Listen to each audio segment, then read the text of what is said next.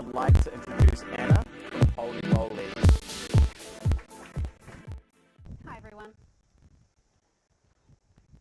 I once kicked myself for studying fashion design, learning something so useless, so vain. How was I going to help make the world a better place by sewing? My heart cried for women in hard-to-reach places. My convenient electric garage door and convenient running water felt absurd and bordering immoral compared to living standards in many other places. In 2006, on my first trip to India, I learned that the skill I held, if shared, could drastically change the trajectory of women's lives in the village. So in 2010, I shifted with my husband Daniel and our 3 small kids to live in a village in India where we set up home and brought opportunity to the doorstep of village-bound women.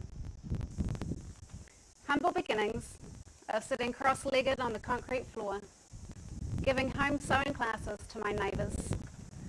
Organically it grew with demand into a small ethical manufacturing sewing house. The Holi Boli sewing house is their happy place, where they feel a sense of belonging. They feel respected. They feel wanted. They feel loved.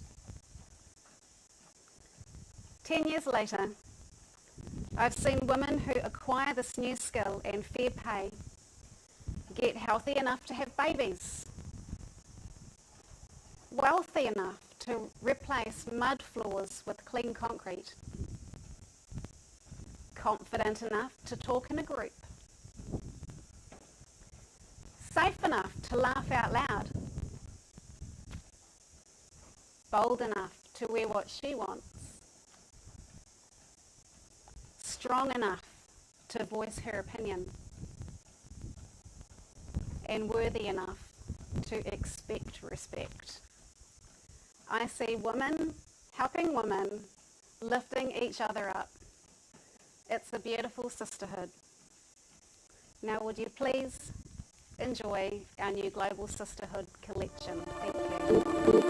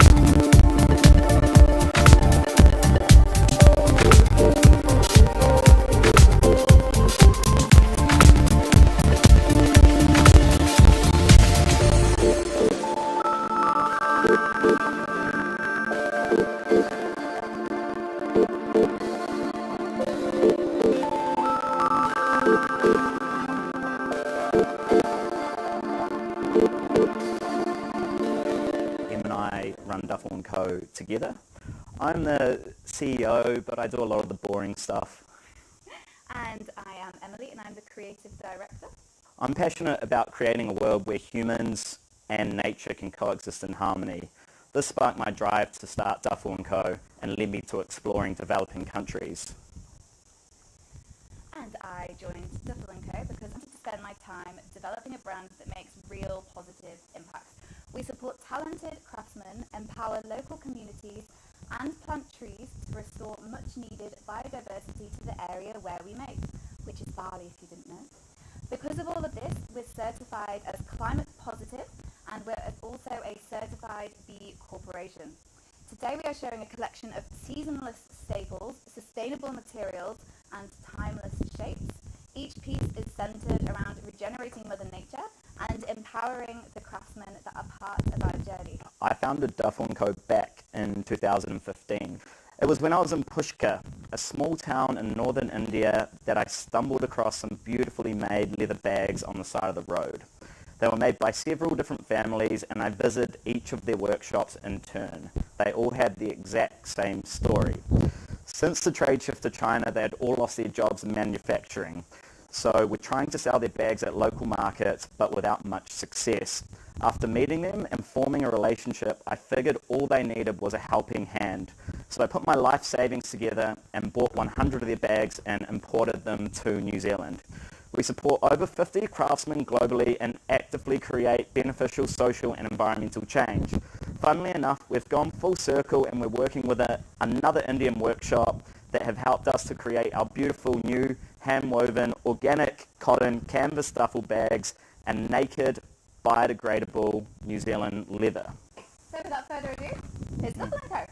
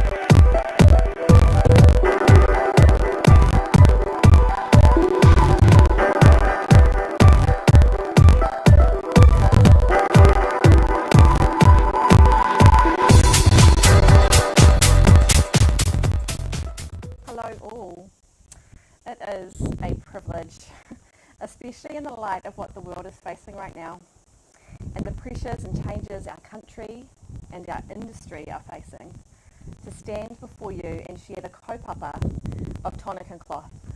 Earlier, Anna expressed so beautifully her why, but also some of the life-changing stories from the Holi Boli sewing house. It was this passion and these stories that first set my heart alight as I searched for a production partner who wouldn't just tick the ethical or sustainable or fair wages box, but someone who, both with bootstraps and heart, fully leaned into the kaupapa of honour, of lifting each other up, of being celebrated for the work of one's hands, of wanting to change an industry from the inside out, embracing collaboration instead of competition. It has been a privilege to have Holi Boli create Tonic and Cloth collections that honour the maker and lift the wearer. The concept of selling a dress to change a life is so simple. We make production decisions that honour the maker, then are tried by the garment. Those two simple actions have the power to change the world. To purchase garments with stories, garments whose makers have faces and names, and because of their purchase, not just faces and names, but a future too. What we have witnessed since launching is an industry significantly changing, fueled and encouraged by increasingly savvy customers who truly do want to know who made their clothes. I like that whether I sell a garment which was made in India or New Zealand, I can name the maker. There's something so powerful about knowing a name.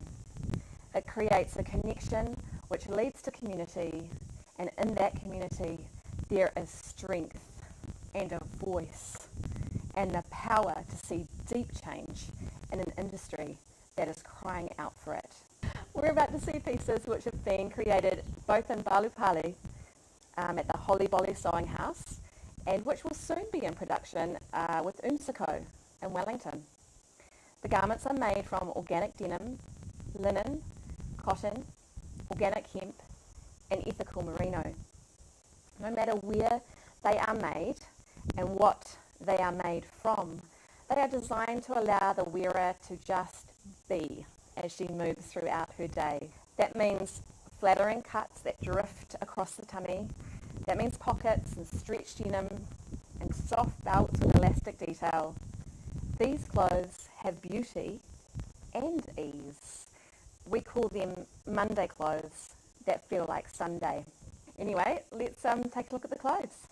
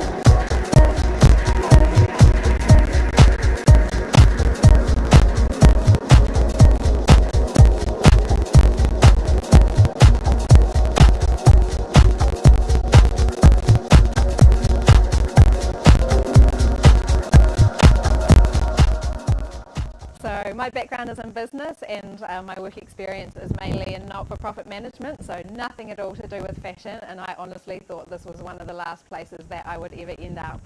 But during my work career, my husband and I run an organisation that connected groups of young people from New Zealand with organisations in developing countries, so that they would have an opportunity to see that firsthand. So each school holidays we would travel and we would lend a short-term helping hand to organisations who were doing great work long-term on the ground. In 2007, the Cambodian government embarked upon this mission to improve the capital city to make it more attractive for tourism. So as a part of that project, they were evicting slum communities of people outside of the city just to clean up places like the riverfront because they wanted it to be attractive for tourism. In the case of the community that my friends worked with, they lived on the riverbank right downtown, so that was really prime real estate. So eventually the time came that they too were evicted, and they were packed onto the back of trucks and they were taken out to a rural area outside of the city called Daitamai, which means new land. Garment factories established themselves right next to this community, so as it grew, they understood that they basically had a captive workforce of people that had little alternative, and they would work for very low pay, long hours and terrible working conditions. So using my business background, I thought I'll just try to do something to help, and we started the ReCreate workshop for women to come and train. So with ReCreate, we want to continue being a voice in the industry that says there's a better way to do things. So I'd love to share with you a little bit of our collection. We've got a mixture for you of our autumn collection, which will be out next month, as well as a few of our favourite pieces from our spring collection, which will be out later this year. It's been designed by our creative director, Mariella Vanderveen, and she's done a beautiful job, so I hope you enjoy it.